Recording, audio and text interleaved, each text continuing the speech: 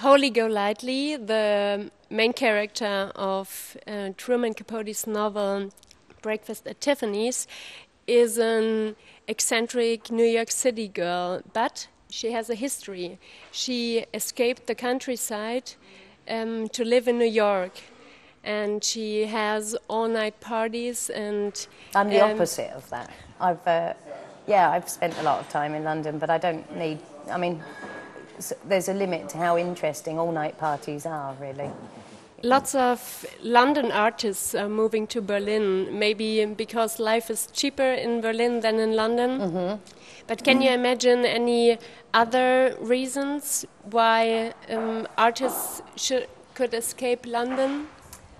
Well, London's not it's not a place to make art and get along comfortably. It's too expensive for that, really. And I also think it's... the majority of people who live in London are not from London, you know, like most big cities. And I think everybody moves there for a period of time because it's an experience to do that. I think it's very difficult. You spend 40 hours or more a week just making your rent. How do you ever have time to get good at what it is you do?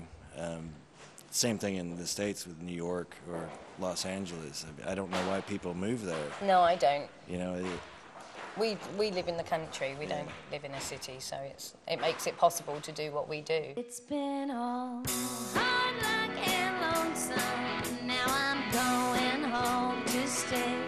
You're the darkness in my soul, you know, the price I cannot pay. It's been all fucked up and down. No, I won't be back no more. You're the part of me that I loathe the most. The demons at my door. One thing I'm done trying. You can't buy a gun when you're crying your heart out. Your music draws from folk and country. When I hear it, I have to think of a wooden porch in a rural area. Is nature and the quietness you mentioned more inspiring? Absolutely, yeah, absolutely, I would say. It makes what we do possible, because if we lived in a city as well, I think we probably would lose. You don't care about modern music? You're said to be. You cover old songs. I don't think it's that I don't not care about modern music. I don't really know about it. Like I said, I don't think it's...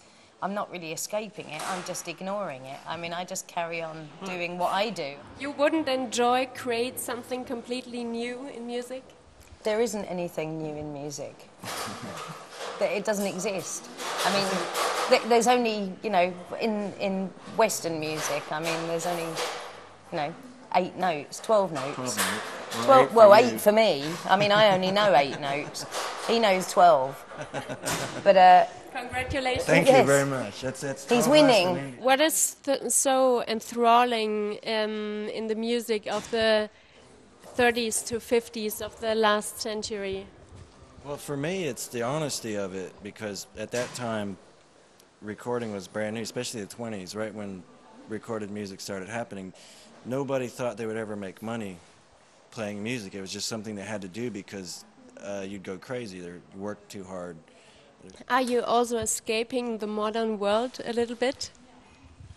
I don't think I'm escaping it. I'm just ignoring it. I don't feel like I need to escape anything. I like that it exists because I can utilize aspects of it.